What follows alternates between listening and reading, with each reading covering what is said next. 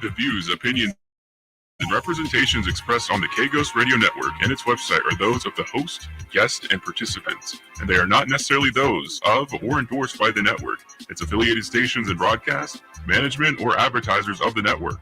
The show is found under LJA Broadcasting Network. UFO Talk Radio can, but does not necessarily promote any particular lifestyle, belief, religion, political affiliation, or other personal practice. These shows are for entertainment purposes only, and they are not intended to treat or diagnose and or claim to cure any disease or condition, or give any medical or legal advice. All music is purchased and owned by LJA Broadcasting.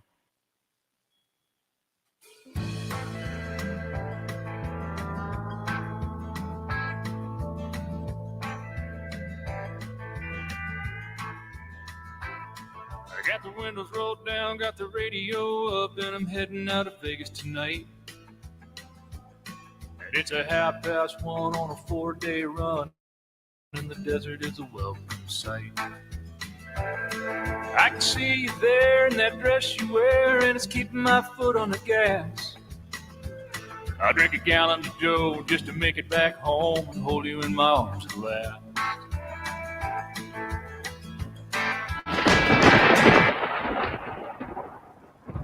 You're listening to Glenn Leary on UFO Talk Radio from the LGA Broadcasting Networks.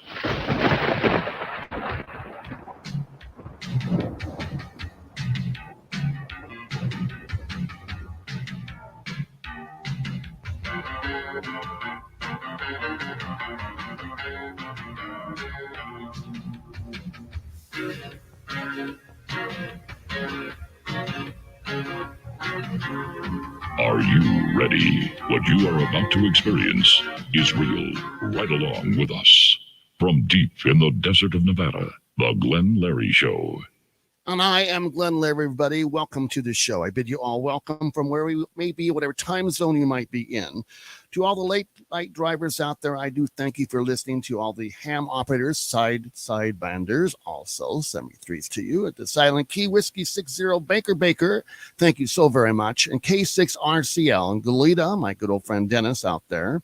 And to all my affiliates, the small broadcasters and stations, to all the small low-powered FM, but an AM, low-powered AM net, everybody out there. And hello to Leo out there, by the way. I just got a note from him the other day. K-Ghost Radio 101.3 AM 1610, Community Hobby Radio Part 15, to all those folks out there. KPFF in Pahrump, Nevada. What a great station. I'm telling you, get a chance, you guys. I know you're listening to him out there. Fantastic music, what he does up there. It's for the little community of Pahrump, to tell you for sure. Do not forget to subscribe on a YouTube to us and to like us. And we hope that you do that for us. And again, I want to say to all my friends out at Kennett Square out there, Creekside Diner, gosh, thank you so much for everything you've done for all the EMS and all the folks that stop in there. And talk about EMS, let's talk about that Station 23 out there in Avondale. Chief Hall and all the gang out there. Thank you so very much. To Clark County, 78, 87, 77, and to all the doctors, nurses, and all the nurses and all the room techs and all the special people out there, help us in the hospitals and first responders out there. We love you and thank you so very much for what you do. That's very, very, very special. And what hard work that is these days, I'll tell you for sure. While I hope that your week was good, I'm hoping that you had a good week. I did. I got a lot of stuff done. I got to go visit my good friend Bo Greitz, good friend of mine, and he gave me this hat, the POW hat. You can see that. I'm wearing that tonight. And, of course, you'll see me wearing a lot of hats around the studio. That's another story. But we're going to have a great show. We're going to talk about the paranormal. We'll have Mr. Thomas on the line. We'll be talking to him very soon. Yes, and we've had shows like this before. I agree. We've had folks with the EMSs and all the EVPs and all the stuff, all the equipment and everything else. And the ghost hunters, I've had them on also. Some really good, credible people, mind you. Just kind of a different twist, maybe, or some questions that can be asked. The phones will be open, 702-874-1114. And when I open lines, you'll be ready to call. And I hope that you do call. And we're just going to go on with the show and talk about different things about the paranormal. Have I had any experiences? Yes, I have. Have you? Well, I want to hear what you guys have. in the scene. We've talked about orbs the other night, and I had a gentleman that called. He'll probably call in tonight, hopefully, and tell about his orbs and his experience. That'll be a little later on. But to tell you for sure, when you see a ghost or an apparition, or what do you call them? I don't know, maybe just a spirit or some loved one that you've known that passed away, how do you handle that? How do you accept it? How do you process that? Are you saying, oh, that was mom, man, mom, come back, and what did you get out of all that? So we're going to talk about that also. Well, we're going to be back right after this. Bear with us. It's going to be a fun show, and I do want you guys to call in. I want to open the lines. Mom, you wanted to talk to me? The calendar hypnosis into thumbtack cushion, completely tailwind. And sewing elephants plant before cartoon paper cups. So numbers renovate. If your teenager is trying drugs or alcohol, would you know the right words to use? Afterward, lightly fish scale. Doorbell. Find out what to say at drugfree.org. A message from the Partnership for a Drug-Free America. Every day, people are afraid to report violent crimes. In times like these, choosing to report a crime or helping the police can be a difficult decision. A no-snitching culture has sprung up in our communities, making it unpopular and sometimes even dangerous to report a crime. Do the right thing by calling 911 or your local crime tip line. If you're the victim of a crime, report it. If you know about a crime, report it. To learn more about how to do the right thing, visit ncpc.org or contact your local law enforcement agency. A message from the U.S. Department of Justice, National Crime Prevention Council, and the Ad Council.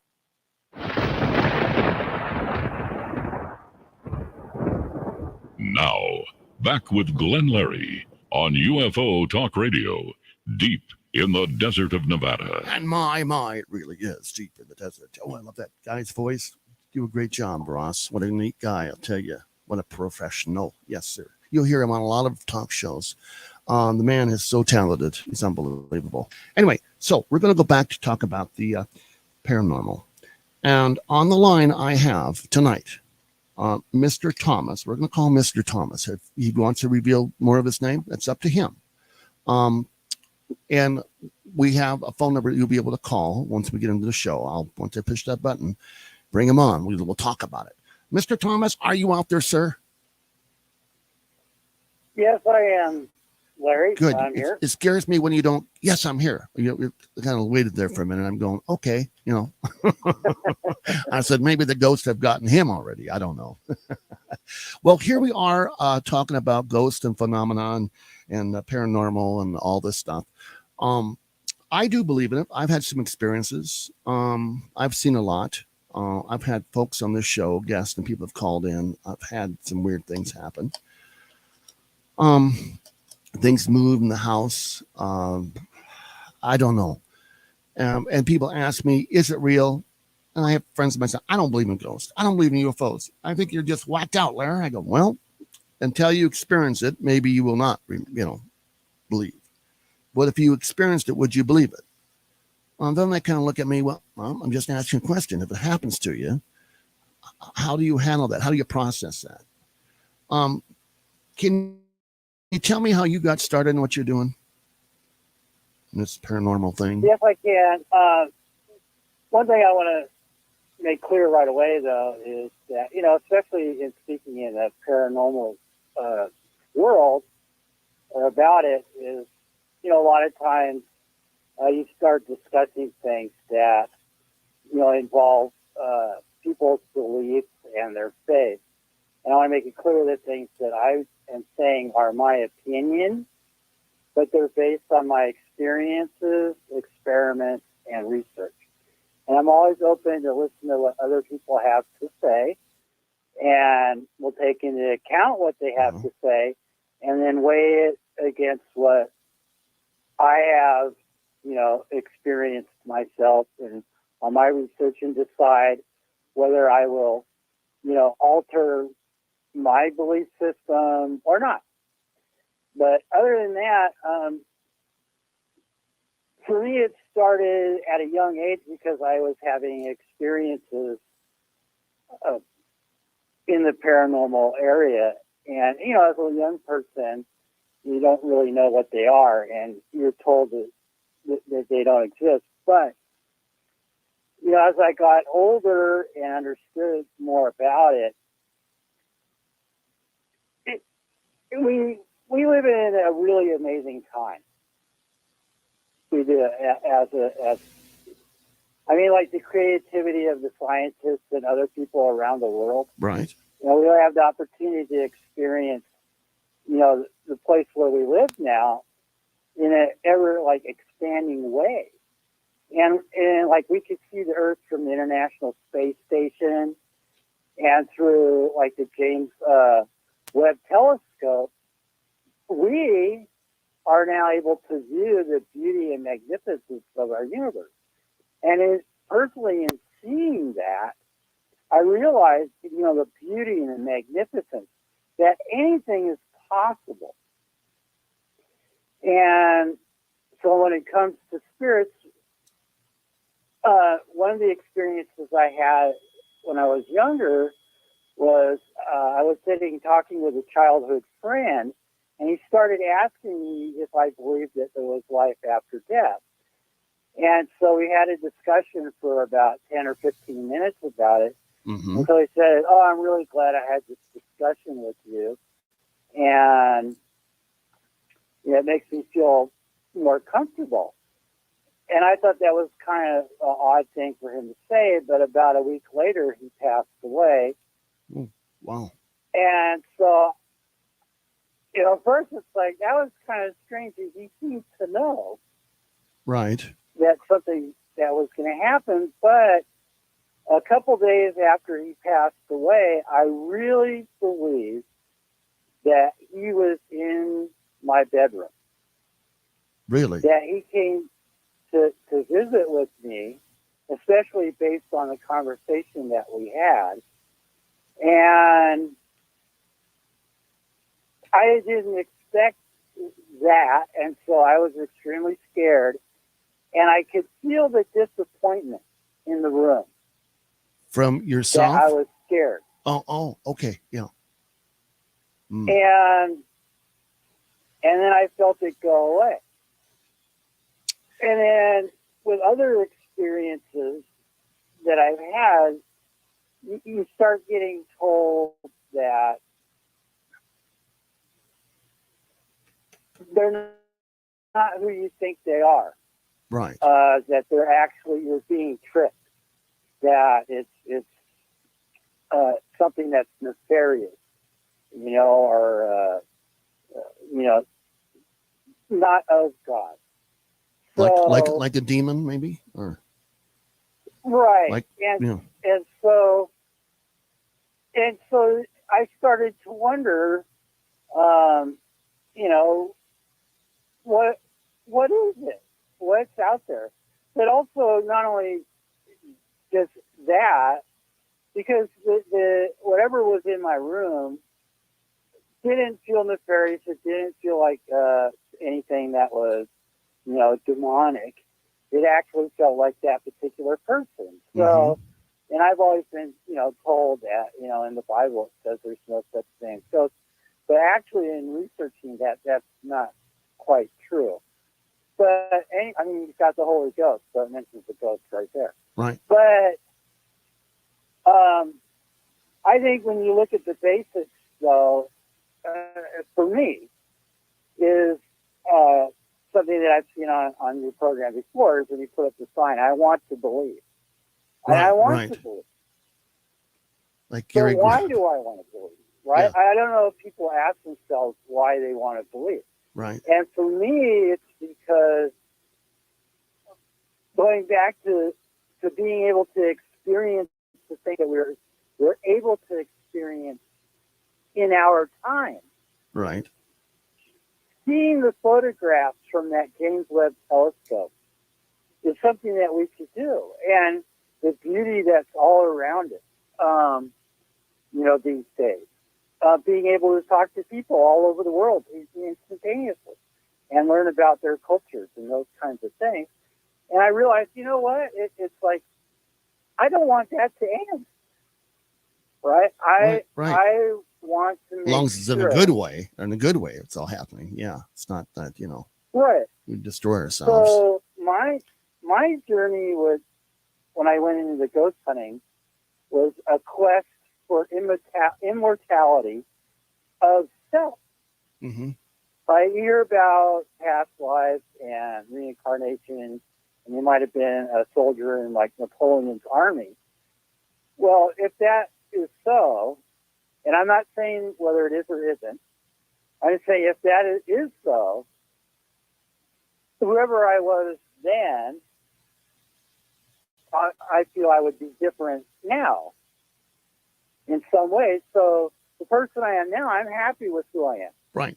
I get that. So I wanted confirmation that there is indeed life after death. So I went and I bought a lot of equipment, and in trying to cover the bases in all of the problems that other ghost hunters had. So you bought all this It's equipment. like, You've got all this equipment, and then you put your business together and went out and did it, or you were.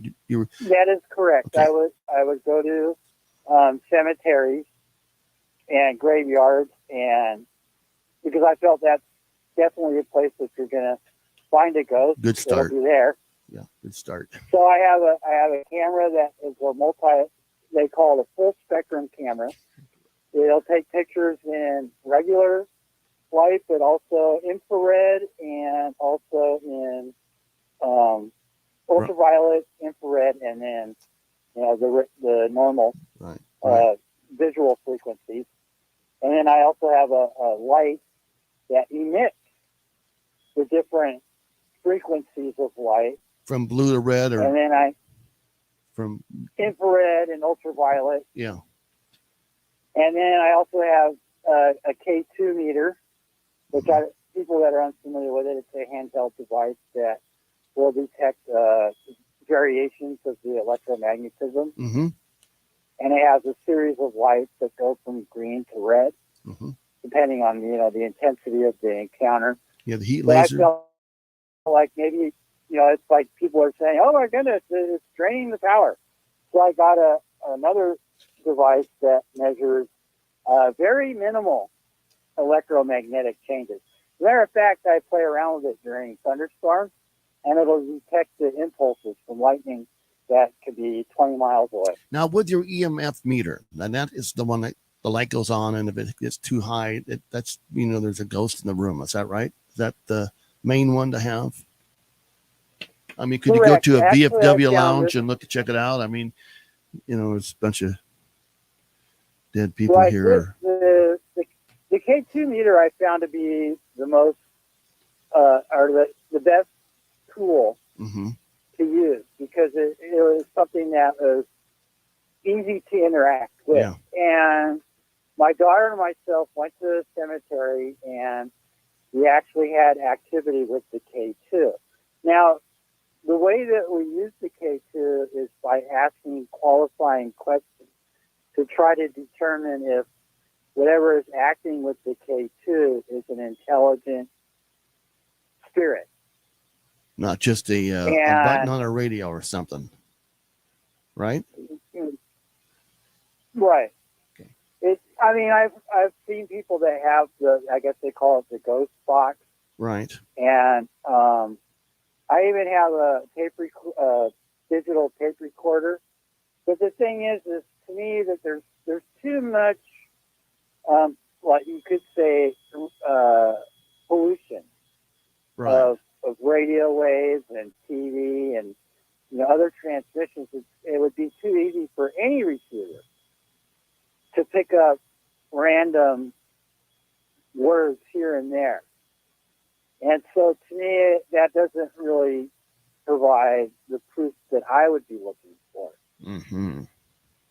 But anyways, with the K2 meter in the cemetery, asking the qualifying questions is asking questions that are based on yes and no. It's yes, if you could put your hand on the K2 meter to make it max out to red, and if the answer to the question is no, then don't touch it and it stays, inactive.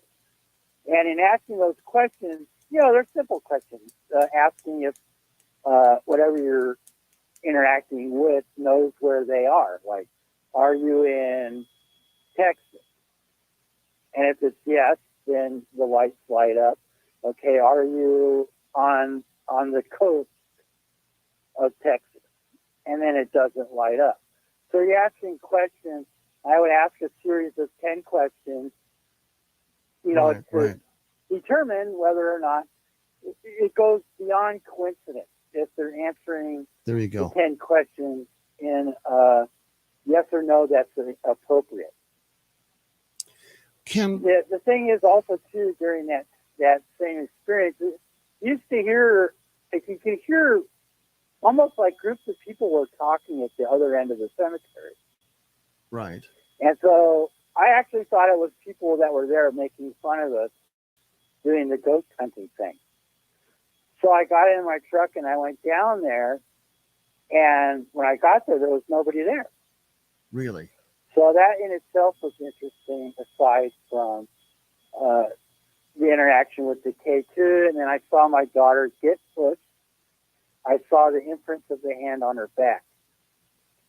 So, you mean anyway, through the photo lens type of thing? You saw the picture, or you saw it live on her back? I saw it live. I was standing behind her. Wow. And I saw it, and she turned around, and like somebody pushed me. I saw the imprint on your back. Your clothes, your shirt. I saw the hand imprint. And anyways, in doing all that stuff and gathering information and doing the research, right. In the meantime, I became ordained within the clergy, and feeling my oath, feeling strong within my faith. I was operating a prayer request line, and somebody told me that they were being attacked by like a witch doctor. I'll say it that way. It was actually described differently, but I'm going to tone it down a little bit. By a witch doctor, and wow. With my confidence, I said, well, whatever is attacking you, you tell them to send it to me. Ooh, no, really? Oh my gosh. Right. That's a And no-no. so- That's a no-no. Right. Well, I felt standing within my faith that I was strong enough to deal with whatever would be coming. Because I feel to get to me, they'd have to go through, right, the other first. Well, that night, I was awakened about 2:00 in the morning, and there was a being standing at the end of the bed that I can only describe. It was there, but you could see the outline and the darkness, but it was all like an abyss within it. It was like there, but it was more like, it seemed like a portal, but it emitted nothing but an intensity of anger and hatred like I have never experienced before. I have a guy that's it's what you said. It says on my Facebook page that he has ghosts talk to him all the time, and something about speed. Through speed. Let's see here. I'm trying to get the rest of this interesting. But back to what you were just saying. You made the mistake by letting him come into to take it on? Come on, let's go. It's an invite. You knew that, right? Or no, because as a newly ordained clergyman, I was like I said, I was feeling confident, and I was feeling my oath. Like, come on, bring it. I'm ready for you. You can't defeat me, because in defeating me, you're defeating, what I believe in. And so I felt it wouldn't be an issue. But it turned out that I could feel that he was trying to consume myself. Oh. And so we ended up in a battle that lasted about an hour and a half to 2 hours. And through intense praying and using everything I had in my toolbox Yeah. to make it go away. Eventually it did. It felt like I ran like a 40-mile marathon. And I mean, I just collapsed in bed in full sweat. It was incredible. And the thing is in thinking about it, it made me realize that, you know what? It's probably not a good idea to be playing around with. It's like with the apparitions, whatever you want to call them. Right. The thing is we really don't know who we're talking to. There you go. It's like in the cemetery with the K2. I would assume that it is a person that was placed in the cemetery, but I don't really know that 100%. I can't see them. No, and even you cannot. if you can, we don't know what their capabilities are. If they're beings of energy, like a multidimensional being, and they have the capability to read our minds or to influence our minds, then they can use images and things that we have in our minds. Anything. It's crazy. Right. And I also realized too, and I kind of was under a little bit of the same impression, is that when we watch the movies on TV and the TV shows, they romanticize like the demons and the demonic forces. It's like, oh, they're really not that bad. Sometimes you could go have a drink with them, play pool. They're all right. But that's not true. I don't think I'd be having a drink with a demon. Well, the thing Although there might be some demons in drinks. It just bothers me that it's been romanticized. Yes, and yes, a lot of Hollywood. people, especially the one thing in high school that a lot of people played with was like the Ouija board. Yeah, destroyed one. And you hear the warning. Don't do it because you don't know who you're calling. You don't know who's going to answer. I flew from Las Vegas. And the thing is, you're not going to get the romantic version of what you see on TV. No. You open that door. You're going to get something that's very powerful. Right.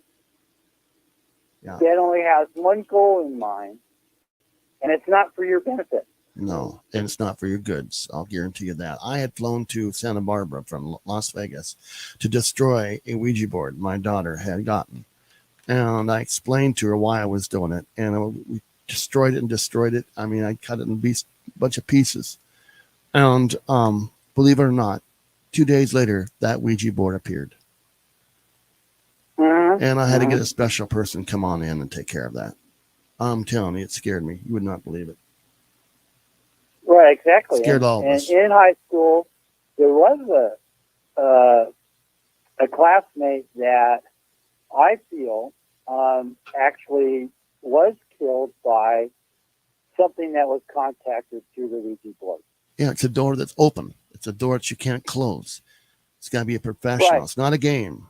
And Milton Bradley made it a game. It's not a game. And of course, I've seen the old ones, the new ones, and all sorts of type of Ouija boards, even with numbers on the table with the glass, glass jar. And I mean, there's all sorts of different types of way to communicate to the other side.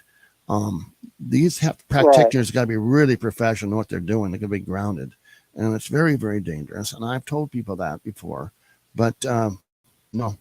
Yeah, it's a bad, bad thing. I really believe. Oh, yeah. It is. And, it's something that people really need to be aware of. I mean, there's ways of, I do believe that we're responsible for, to some degree, our self-evolution to change, for the better. Right. But we do that through positive energy, meaning, for instance, I've mentioned it before, I go to a meditation on Thursday nights in the area of Kerrville, and they do it. It's called a singing bowl meditation. So the thing is, it's a whole different thing. It's about bringing positive energy, right, and raising that and being together, and it's a whole different thing. And you could feel the difference. You're there lifting not only yourself but everyone else up. Right. And it's a different whole vibe. It's a different. Do you guys pray before you go into your meditation? Or do you ask for protection from Saint Michael? Or I hear there's different ways of doing that, and to protect yourself before you go into these haunted houses and what have you. If you are a profession, this business of ghost hunting, which it's been said on I see it for losers that are just beginners and want to have excitement. But that's a serious thing right there. They're bringing stuff home with them. Could ruin their lives. And they're not taking it seriously. It can. They're not taking it seriously. Everybody wants to be on TV and be a ghost hunter. Right. And, I can understand, like, if you think about it, a lot of the things that we discussed under the paranormal heading, and even some of the other topics, why are people interested in doing it? Right. Why? Right. When you, at the beginning of the show, when you ask the question, it's like, what would you do if you sat up in bed and there was an apparition there? What do you want from it? Right. And which is a dangerous thing in itself. Yeah. Even if it was to provide something that you wanted, is there something that it wants in return? Yes. What is that? So they say nothing's for free in this world, and they're going to take your soul. Or is that even possible? Well, this is something in my research, especially getting into becoming, ordained as a clergy person. And getting into, scripture, words are so important. It's like taking one word out of a verse or adding in a different word can change the entire verse. Yes. Thomas, we got to go for a fast break, and we're going to put out the number, okay? You still with me, buddy? Yep, I guess I heard your dog.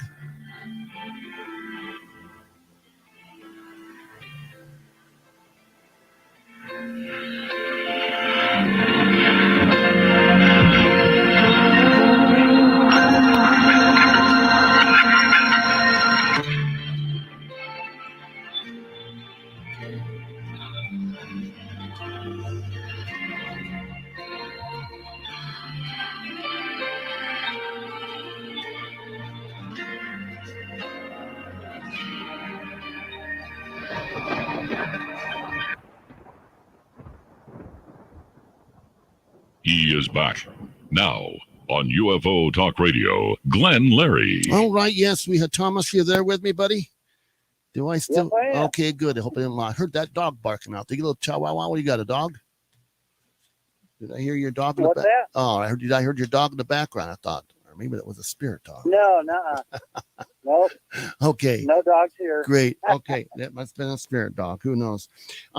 Yes. I'm going to open the lines up and we'll continue with this. I have Mr. Thomas, we'll call him, and we're talking about the paranormal. We're talking about ghosts and all sorts of things. What happens and what's your vibe on that, folks? What do you think? Do you believe in it? What happened to you? We'll open the lines. Words. What happened? To talk with Glenn Larry, deep in the desert of Nevada, lines are open at 1-702-874-1114.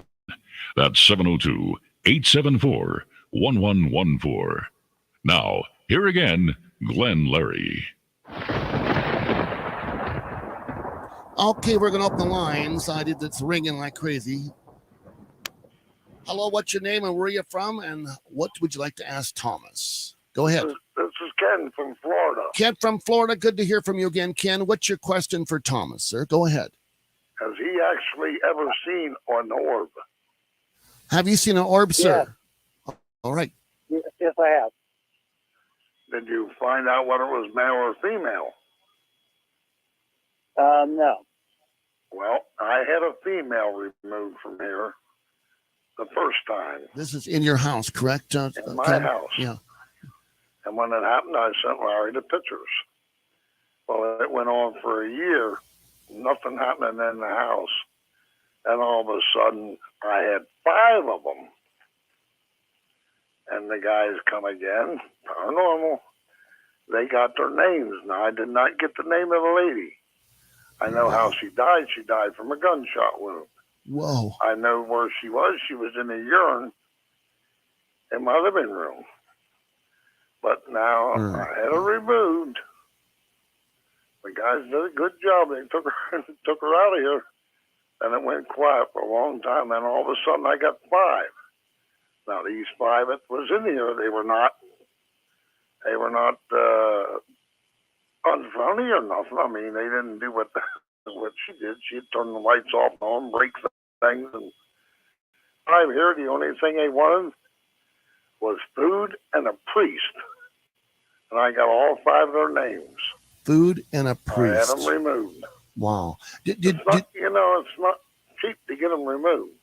I understand that. May I ask you something, Ken? What did they want? They wanted food and a priest, but why were they there? What made them come there? What was the whole thing? We don't know that, Larry, because they weren't in anybody else's houses here in the neighborhood. Just yours. Just mine, and I have no idea why, because my house is only 20 years old. Did you bring anything into the house that might have brought them with them with the items? Not the last time that they took the 5 out. No. Okay. Wow. The first time, yes, I did buy a pair of urns, husband and wife, and he didn't bother me, but she sure was a little on the really funny side. She'd turn your lights off and open up your doors and turn lights on, wouldn't turn them out, and reminds me pick things up and break it on the floor. Reminds me of the movie Topper. Yeah. Yeah. Well, that's one thing I've always wondered is how come there aren't any ghosts or apparitions that clean? Yeah. Well, I wouldn't have believed in them if I wouldn't have got cameras put in the house. I got a big camera system inside and out. Smart. And that's how we found out what was going on. Ken, wouldn't it be nice if we had ghosts that actually cleaned our houses instead of breaking dishes and throwing doors open? Well, the thing of it was, this guy had some equipment like you're talking about. He had something like a little computer in his hand, and he was going all over the house. And all of a sudden, he come out where I was. He said, "Oh my God, he's sitting in your chair. He's sitting over there in the chair beside you." Wow. And this thing gave you the outline. Now, I never seen anything operate like that. Now, we have seen shadows.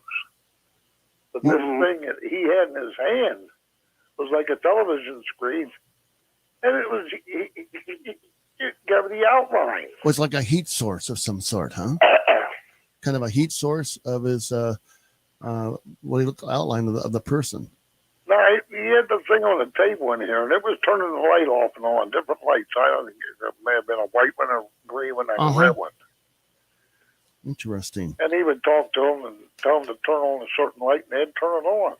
Did you hear them talk back at all through this machine? It was kind of loud, Larry. They had to turn that thing down or tune it down to understand what these guys were saying. Yeah, they talked to them. But I didn't hear anything. What type of machine do you think that was, Thomas? I don't know if he called it a blue box something they were or using? something like that. It was something. Was it like a ghost box, or the ghosts or the apparitions were speaking through that box? Yeah, what did they call it, Dave? The blue box, or what was that thing? Spirit box. I think they. Oh, okay. Yeah. I think they call it like a ghost box. Yeah, it's the ghost box. Yeah, they call it the spirit box. Now, did they do it? Did they use anything that created white noise? No, they just put holy water around all the windows of some type of salt. And Oh, They wow. burned sage in here. They were inside the house and outside. Hmm. Now, I never picked nothing up outside on my cameras except animals, but inside, and they were big orbs. I mean, they weren't. No, I saw them. Unbelievable. Like They were about the size of I'd say yeah, a baseball. yeah, baseball, right? And they come right through your wall. The Yeah. camera showed them coming right through the wall. Their spirits. I just had put up on the website, me at the Pioneer Saloon. And by the reminder, just a short one for you guys, the Pioneer Saloon in Good Springs, Nevada. Since 1913, I go down there all the time and have a great time. And if you see me down there, wave. I'll talk to you about the shows and stuff. So it's the Pioneer Saloon. I go there all the time. Check it out. I'll be there. And about ghosts, that picture I just put up, which I'll do right again. And there's a picture of the orb when I was playing that old piano, which is not there anymore. But that is a real orb. It's taken by electronic camera, and there's nothing you can fool there. You can actually see through it. And that's the real McCoy. Yep. And Ken I don't have his pictures up yet. I'll get them back and show you guys again. But those are unbelievable. And great shots, by the way, Ken, on that. So you might want to be a psychic photographer, your future. I thought they were very good. Let somebody else Okay. have the line. All right. All right, Ken, thank you so very much. And we'll. I'm just glad that I sent you. You know they're real, but they're not evil. I didn't find no evil ones. No. That looked all right to me. So be well, my friend. Say that. Thank you. Bye. Nice folks. I'll tell you. Really supportive, really very supportive of the station, I'll tell you for sure. And this is the same guy that saw the UFO with witnesses back in the day. Yeah. And very fascinating. He enjoys the show, and we love to have him on all the time. So nothing wrong with that. So let me ask you this. Yeah, I did get that in for the Pioneer because they're great people down there. I also want to say raise honey. I have the honey here that I give away. If you email me now, it's glennlary51@gmail.com. That's GLENNLARY 51@gmail.com. If you email me with some really good ghost stories or UFO stories, I'll send you some honey out. So you tell your honey might be coming your way. Right on there, Thomas. All right, back with you, Thomas. So, okay, we don't know if it's mom, grandpa, or a demon or whoever. They disguise themselves, and they have a way of doing that.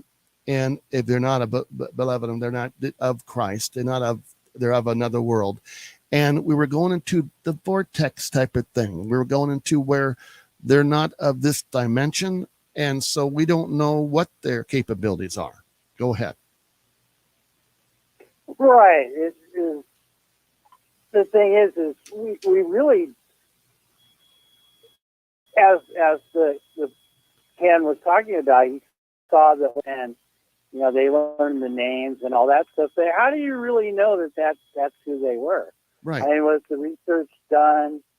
I mean, where did they come from? Why did they pick his house? Is he close to a cemetery? I mean, even though he left, I don't think so. I think he's out of away in a little area. It's a nice piece of property. I don't know. Maybe they just came to the most hot spot that was there before. Maybe it's like that movie. What was it with Patrick Swayze? Where they all know there's somebody that can see them, so they all go there to be seen. If you know what I'm saying, kind of that. Right. Yeah. So maybe it was something like that he had this experience, and or maybe they needed somebody to help them get out of there and leave and go to the other side. There's that aspect too. Right. So I don't know where that whole thing's about, but they're real. So I could tell you that right now. And for some reason, they carry energy. They carry thought, mood, because I felt that when it was around me, when I was playing that broken down piano, and I played it, and it had never been played like that before. And it's not me. I'm not that good of a player. And so there you go. There you be. What is that all about? So it's a phenomena. It's something that's different. These ghosts, boy, like you say, they could not be a good thing. Maybe not. I mean, Well, maybe, the thing is, yeah. it's hard for us to make that determination. Right. You know, the encounter I had with what I would identify as a demon is something I don't ever want to do again. And the thing is that as far as that encounter goes, it was up front and it was definitely an attack. But the thing is that it made me realize that with like with the Ouija board, you know, in playing around with that, there is no like perceived threat at first, but in time, the experiences that I had with the friends that we were playing around with it with, you know, it became aggressive when you're trying to tell it to go away. Right. So, you know, that's what I'm saying. It's like we don't know. We don't. It's like that thing that I fought with. Where did it go? Right when it left, I don't know where did it come. It's like just like with radio. You know, there's sidebands. Mm-hmm. So with our reality, are there sidebands to our reality, and that's where these things are. Very interesting. You know, so. And we're dealing with beings that we're not, we really don't know who they are. No, we do and not. We don't know what they're capable of. Right. And so that's why, you know, but again, I understand people's curiosity, and I had the same curiosity until that experience. Mm-hmm. And I do think that there are different types. But that's where, you know, in talking to other people is trying to figure out, you know, it's like that friend when I was a kid that they came in my room. I didn't feel threatened, and I felt his disappointment when I was scared. Well, you know? let me I mean, just. I didn't feel threatened. It was just a surprise. I was like, whoa, there's actually something here. On that matter, I told you earlier about my mother. She passed away. She came back and sat on my bed and at the foot of my bed. I thought it was a cat pulling my covers, you know. Then I looked up, and there she was sitting there smiling. And, of course, that feeling maybe of that fear that I had being startled, she had vanished. Now, maybe I wouldn't have had that fear, but I'm just, you know, I'm only 7 years old. Wow. That's pretty freaky when that happens. I've seen spirits passing through and materialize and disappear, and I'm seen a lot of that. Just Pioneer Saloon down there. I gotta tell you, I've seen a lot of stuff down there, not just in the glass, but I mean, truthfully. But I've seen some stuff, and a lot of other people have seen it too that worked there, any of the owners, and I mean, it goes on and on forever. And this little town up here, it's got a lot of spiritual stuff going on. All the minerals in the beautiful hills around us were like in a bowl, and so there's a lot of stuff going on here. And of course, for radio, it's really good for ham radio and sideband radio. It's fantastic. But I've never felt. Only time I felt there was some evils when I was working in security and I had to guard this house. I had to go into this house in Montecito in California, and I had visioned a murder, a bad murder, several people in this big house. And the bathroom light went on upstairs, and things were going on. And I walked out of the house. I'm set back. And I had kind of fell just a tad asleep a little bit in the patrol car looking at the house. And I had this flashes of dreams that happened. Well, I searched and searched about the house, and it was a true fact. There were murders in the house. So there you go. That was the only time I had a bad feeling. And we're gifted. This whole thing about this parapsychology and all this paranormal stuff. There's a lot to that. But how would one ask for protection, something in this area? Since you're in clergy, what would one do? Well, the first thing to do is not make the same mistake that I made is inviting it in. Yeah. That's the first thing. But also, I think being strong in your faith, whatever that might be, you know, and using that in confidence to get rid of them. And if you have to, is to reach out for help. Right. From other ones that You are, know, there are different. There's a lot of people out there that are able to help with those situations. Now, you know, and again, I don't want to like pick out one particular face over another, but you know, whoever you feel comfortable with that you feel could deal with it, you know, just make sure that you reach out for help to get rid of it. But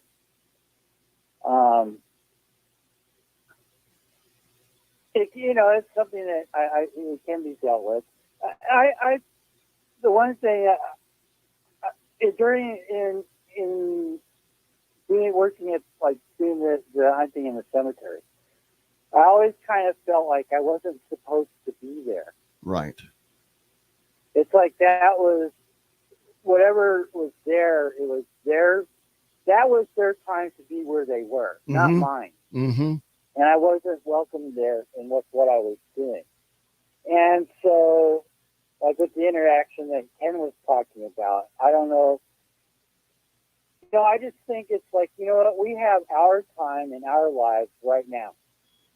I agree. And whatever is happening in the paranormal, as curious as we might be, that it's important for us to focus on the here and now in our own lives and to work on building, you know, our lives in a positive way.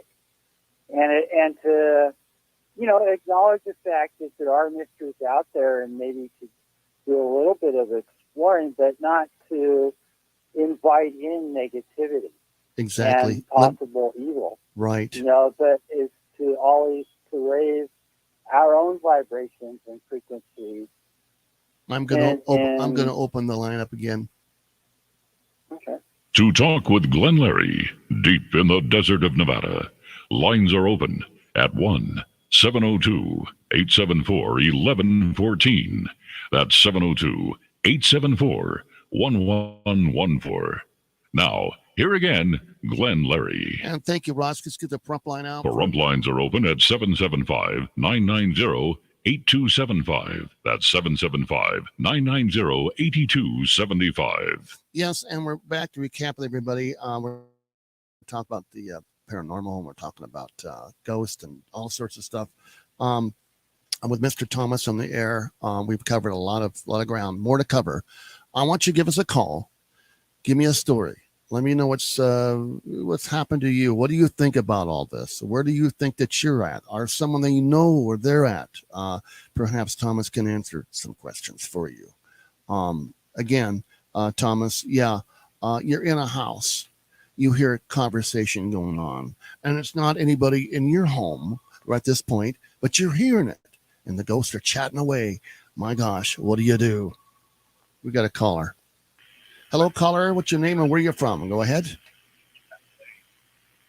Go ahead, caller. You're on the line. Hello, Glenn. Yes, go ahead. You're on the line, sir.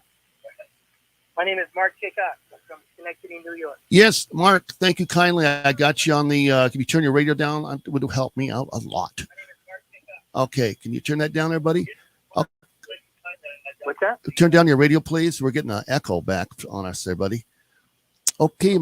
Mark, what's your question? And I got some. Is that better? Yeah, a lot better. Go ahead, my friend. Ask the questions away, my friend. So you asked me to call you if you had a story. Yes.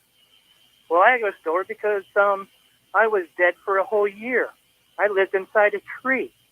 Wow. My mind lived inside a tree for a year, and this body came back a year later, and I woke up in the same bed that I left as an 8-year-old who missed his own 8th birthday and the entire 2nd grade.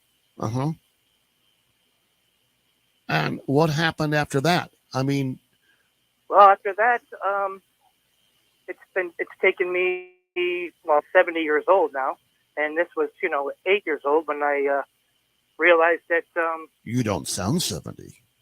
I wasn't normal. I wasn't like everybody else. Right. Well, you wake up in a tree. That's interesting.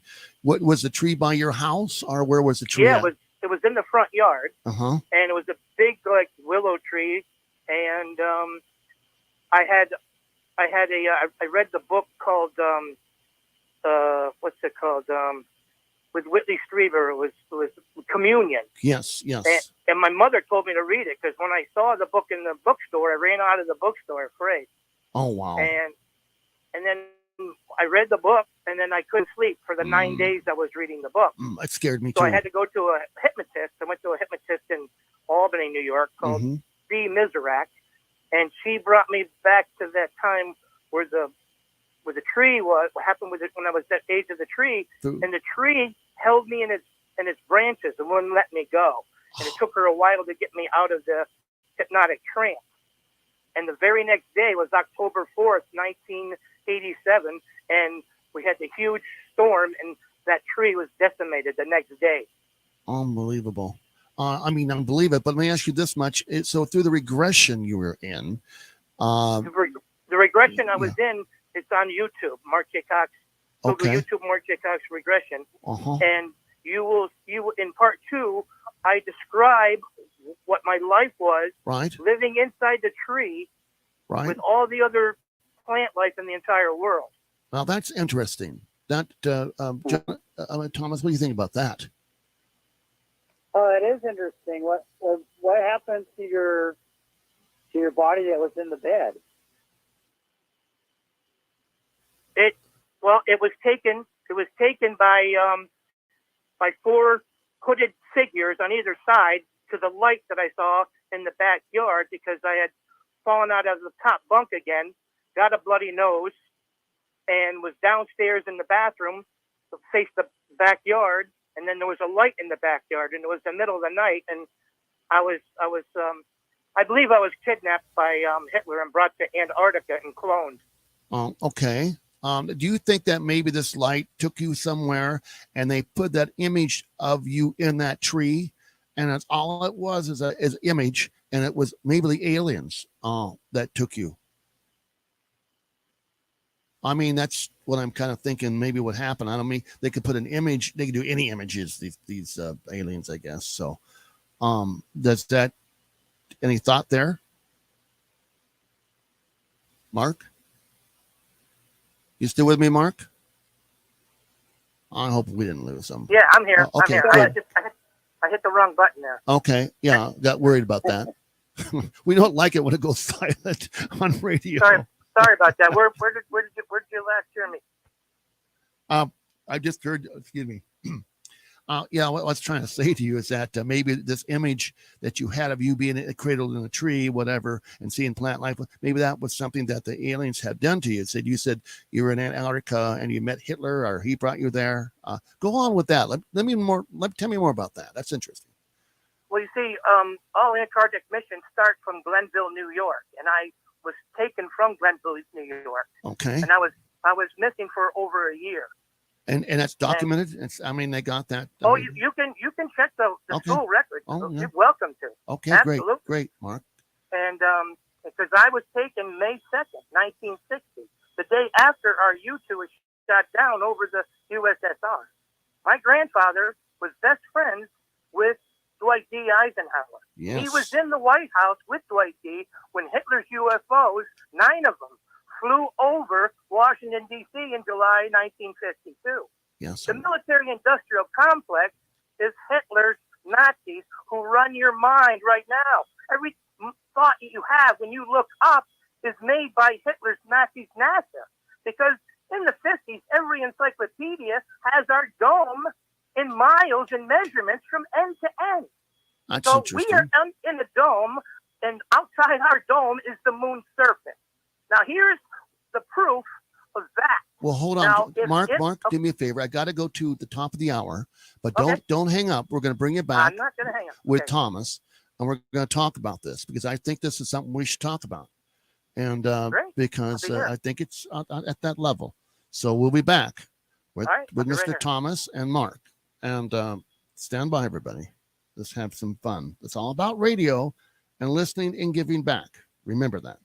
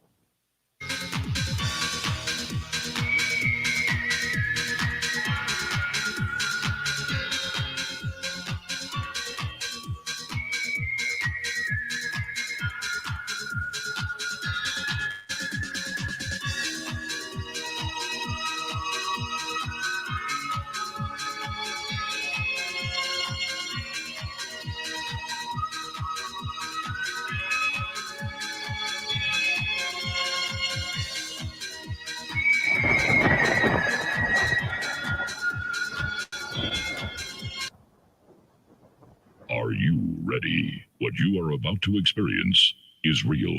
Right along with us. From deep in the desert of Nevada, The Glenn Larry Show. And I am back, everybody. This is going into the second hour, a little bit over the show tonight, which is fantastic. To recap, we were talking about paranormal and phenomena and all sorts about ghosts and demons and what's it's all about and all the whole depth and all this stuff. And we have a caller named Mark that's called in. I have Mr. Thomas on the line, and we're covering a lot tonight. And so we have Mark on the line. And Mark apparently had died and came back. And he has some story about that. And let me recap with you. Mark, you there? Yep. And Thomas, are you back with me too? Yes, I am. Okay, good. Mark, so you, as we're recapping, you were taken and you woke up in a tree, as I understand, and but you really feel that you were taken to Antarctica with Hitler, and their forces of these beings, I guess, whoever they may be. This happened through regression of hypnosis. You got the story? Is that what I'm getting? Mark? I had my regression done in Saratoga by a man who was trained by Dolores Okay. Cannon, I think. Okay, sir. And then the regression was in spring of 2015. All right. And before 2015, it was August 19th, 2012, when the orb of Kronos came out of the sky while I was waiting for it, and it stood there. And it floated there in the street about the size of a basketball, and it downloaded its time, which was 1 followed by 40 zeros, which is 10 0 0. Yeah, which is, and then that's what happened to me. It was like, and if you see the movie Kronos, 1950, the 1950s, you'll see that my grandfather is in the movie, and he starts under the name Morris Ankrum. And you see, Hitler, I flew Hitler's UFO from Antarctica after I was cloned. Hitler cloned me in Antarctica. Interesting. Because I was in January 1958, I was made host of the bit from Gort of the day the Earth stood still, because contact happened at the end of world. Ended WW2. Contact happened. It happened. Okay? And I'm part of that contact because I am part of the what's in the of the machines that are in the sky is in my mind. Okay, how the Philadelphia experiment happened is in my mind. I can stop time in front of your eyes. Wow. I have altered live TV. 8815. Have you ever 11/23/15? Okay. Have you ever heard of Stephen Gibbs? No. Okay, he's a time traveler, or was. I've had several time travelers call me on my show, of course, which I find fascinating. It's one of my favorites. Well, you have never had a time traveler on your show. I'm the only time traveler alive. Okay. Because I'm the only one that's changed time, and I'm the only one that is conscious of more time. And really, when you give your thoughts more space to cross, your thought speed increases. So ask time traveler how fast their speed is, and you will know they're not a time traveler, because time travel speeds up your thought speed. And I've heard this. It's interesting. Well, that's because I'm the only time traveler that's living. I mean, I was attacked by Pope Francis on August 18th, 10 days after I changed every Barrett Jackson auction on August 8th, when the last Michigan body 427 Corvette is at 185,000. I was just watching Barrett Jackson, my favorite show, and wow, this is great. And I was thinking, well, gee, and the guy on stage was bidding since 20,000, and he's got the bid at 185, and I'm thinking to myself, if I bid 200,000, that guy will wipe his hands and walk away. And no sooner did I think it, I watched it happen on TV. Wow. I'm going, no way. So I tweeted them an apology, saying I didn't know that that could happen. Because I didn't. It was the first time it ever happened. But then I got attacked by Pope Francis. On August 18th, I had 2 masked swordsmen break holes into my inner sanctum as I slept, bringing me my death. Wow. And since then, I have told that story. I have told how I, Mark, do me a favor. Do me a favor. Yeah. I've got to go. My time is up. And okay. Thomas, you still there? Thomas? Yes, I am. Okay. We want to thank Mark. We want to have him on again. If you would you come back on the show, Mark? Absolutely. I mean, do you like the show we are broadcasting? Absolutely. Okay, good. Well, we're going to have you back on. So you email me. It's at Glenn Larry, GLENN LARY 51 at gmail.com. And give me the particulars how to get a hold of you, okay? Certainly will there. All right. Good. Thank you kindly. You be well, my friend. Thank you kindly for calling. Nice to meet you, Mr. Thomas. Thank you, Mark. You have a good night. You too, sir. Yeah, all sorts of stuff comes out when we do these shows, which I think is fantastic. And we're going to get him back on. And maybe we can talk to him together or whatever again. But folks, I want to tell you, I want to thank everybody else. I want to thank you, Thomas, for coming on. We kind of went off another direction there, but it happens. And I want everybody to have their piece of the pie, if you know what I'm saying. So, but we're going to get back with some of the other stuff we had on the list to talk about. We didn't get to yet, but we will get back to it. We're going to have you back on, Mr. Thomas. And I found the show fantastic and very interesting. So, again, I want to thank you kindly for being on the Glenn Larry Show. Larry Glenn Anderson, Glenn Larry, K-Ghost Radio. And, folks, you can get us on YouTube. Please like us, subscribe to us, and hit that bell, maybe, whatever, ding-a-ling-ding. And, again, play well, and be happy. And think great thoughts for us and the whole world. Like I say again, thank you so very much. I am Glenn Larry. And we'll see you next Tuesday night. Again, thank you.